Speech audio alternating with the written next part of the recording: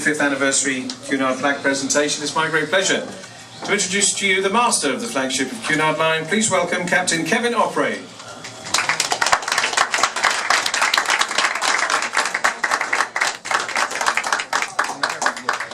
Ladies and gentlemen, welcome and thank you for joining us here today. As captain of Cunard's flagship, Queen Mary II, it has been a great honour to be in command as we celebrate Cunard's 175th anniversary. Cunard's relationship with the City of New York holds a distinctly unique place in our 175-year history. From the first call made by the Cunard ship Hibernia in 1847, the Herald newspaper's front page screamed, "Hail to the Hibernia," and detailed how the entire populace swarmed its waterfronts to cheer the coming of the first Cunarder to the harbour of New York. New York has made us feel welcome ever since, and certainly our arrival this morning into New York was no exception. From the great period of emigration in the mid-19th and early 20th century to the transportation of hundreds of thousands of military troops across the Atlantic during World War II, New York has played a significant role in the transformative world events during our history. Sites of our company's earlier history and its relationship to the city can be seen through the Cunard White Star sign at Pier 54, where the Lusitania departed in 1915 before being torpedoed, and where the survivors of Titanic were bought by Cunard's ship Carpathia.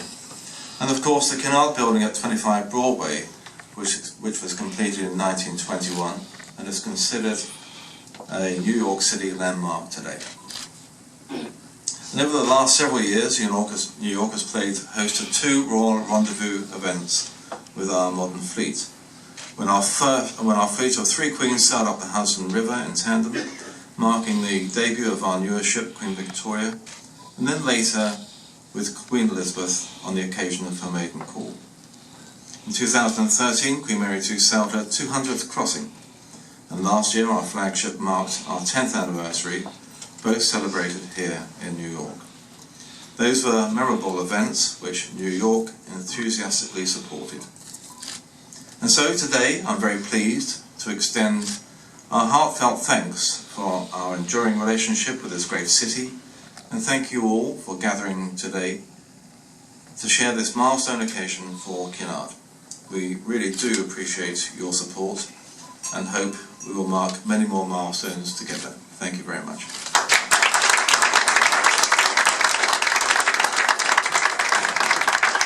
Thank you, Captain. And in response, it's my pleasure to introduce the Chairman of the United War Veterans Council. Please welcome Mr. Dan McSweeney.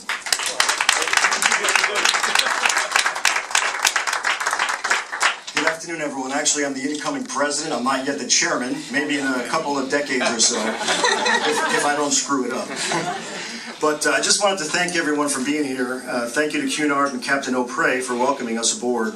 As he mentioned, my name is Dan McSweeney. I'm with the United War Veterans Council. And I just want to single out some people that really deserve special attention for today's events. They are Jackie Chase and Meryl Press of Cunard, and Maria Andriano and Bahar Yasli of the MGA Media Group for organizing this event. We thank you very, very much, as well as the welcome parade of ships that welcomed the Queen Mary II earlier today. That was organized by Eddie Carr, who's also with us today. Thank you very much to those people. As we know, we're here to honor and celebrate Cunard's 175th anniversary. This great line's history mirrors America's history in many, many ways. As a veteran and the son of a former Cunard crewman, I'm proud of this connection.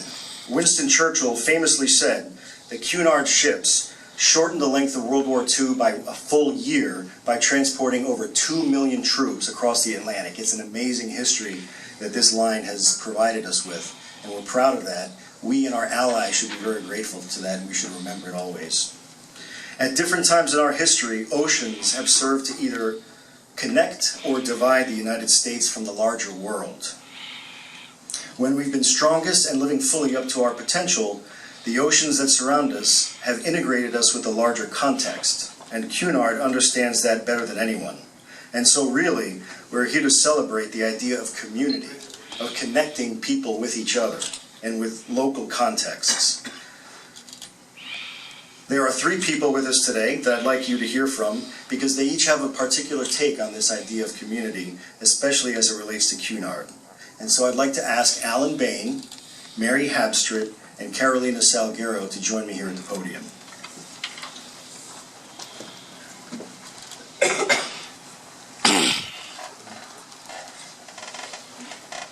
Each of these people will describe the idea of community as it relates to Cunard. Alan, why don't we start with you? Thank you very much, Dan. Ladies and gentlemen, Captain. You Just had to make a quick phone call. Well, you sound your captain already. Teardrops of welcome. Well, I'm particularly honoured as chairman of the American Scottish Foundation to be representing the British community here and saying thank you to this great and wonderful group. My congratulations is also a very personal tribute because the airline, excuse me, the sea line, had a great impact in my life. They brought me here as a 17-year-old exchange student. I went to the gunnery school in Washington, Connecticut, and I met my future wife, my daughter Heather's mother, who is here somewhere. There she is. Daughter Heather's here. During the course of that year, it took me then home after I had met Heather's mother and returned me back home after our wedding in 1959. It brought me back here with my daughter Heather in tow, and she has the photograph to prove it because she was photographed in a life belt for the Queen Mary, and that went on display for Cunard. The impact continues because when my late wife and I celebrated our 25th wedding anniversary, we went back to Cunard. And the final piece in this puzzle is actually my extended family. My brother-in-law, Dr. Byron Miller, is here. His father wrote a book, Sail, Steam and Splendor, based on his travels with Cunard and other great transatlantic liners. So, just in closing, I would like to say to all you guests that we should celebrate and acknowledge our hosts for a wonderful day or afternoon. And I have to say, I'm stunned that they would take this responsibility on as the people are moving out and people are moving in. That's really Gus Ball. Thank you very much indeed for that. So let's have a round of applause for our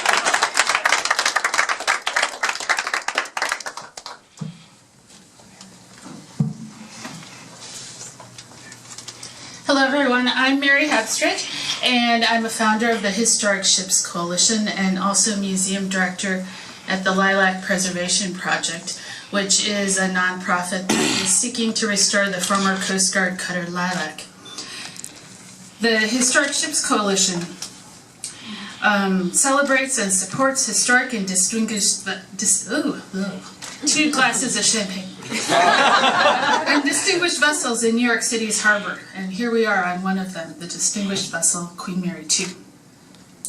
We're thrilled to join in the celebration of this maritime heritage, this milestone of 175 years. In New York City, we have an entire historic fleet of historic ships. Among the more than 30 historic vessels that call the city home are 10 National Register listed vessels and 3 National Historic Landmarks. These vessels provide windows into the past, but also help the public to understand the modern working waterfront and the vessels that ply our waters today. For instance, the Lilac, the 1933 lighthouse tender where I work, not only tells the story of steam power and what the work of buoy tending was like, but shares an appreciation for the work of today's Coast Guard and all the work that they do to keep us all safer on the water. And I have a couple of small items to say how happy we are to be here and to celebrate our maritime heritage. And I'd like to give the captain a memento from the Lilac. And I also have a certificate that says, in appreciation of Cunard's long and distinguished history as an active shipping line in New York Harbor, congratulations on your 175th anniversary from New York's fleet of historic ships, Historic Ships Coalition. That's great.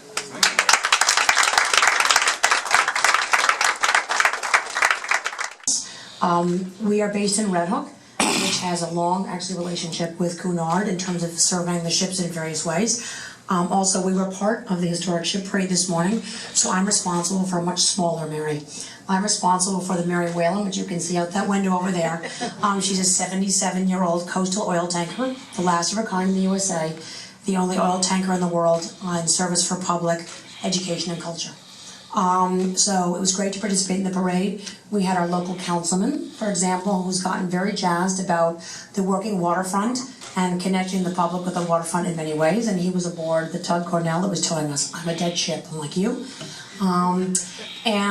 We had community members of various sorts on the Cornell, and this was very exciting for people. Also, personally, we have 3 preservation interns from a wonderful high school, a career technical education high school, the Williamsburg High School of Architecture and Design, and today is their 2nd day of work. And they are with us over there in the black t-shirts, and we're on board, and this is, a really big thing for them. So I just want to thank you all, and thank you in particular for having us and for sponsoring that parade. So we have for you some practical items. We have a tote bag, a coffee mug, a baseball cap, postcards, and do you like cats? Cats. Cats. No. I better say yes, hadn't I? No. I'm sure you know some cat fans here because our Ship Cat Chip Club is really actually tremendously popular. We have a chip club calendar for the year that you can give to somebody who's not like cats. Thanks very much.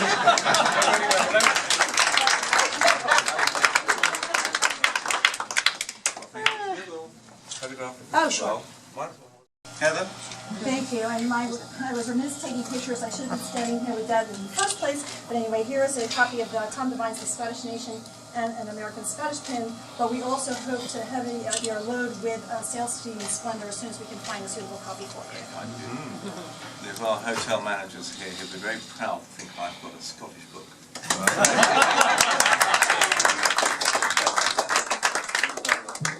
Here, let's take a picture.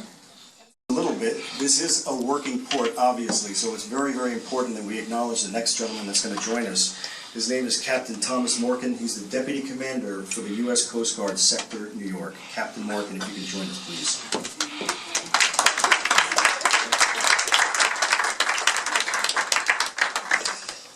Good morning, everyone.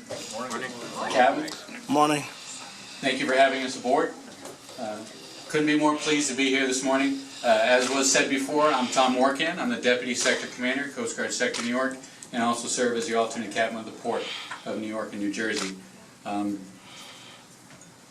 What a tremendous day. What a tremendous accomplishment for this cruise line, and we couldn't have started off any better.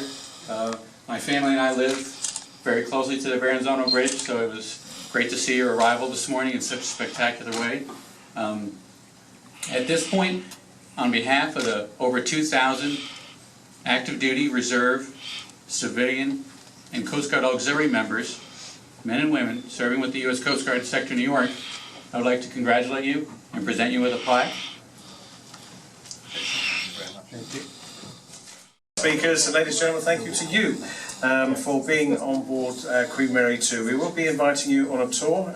Ed here, the Assistant Entertainment Director, will be delighted to take you all on a tour of Queen Mary 2, flagship of Cunard. Once again, thank you for joining us today. Thank you.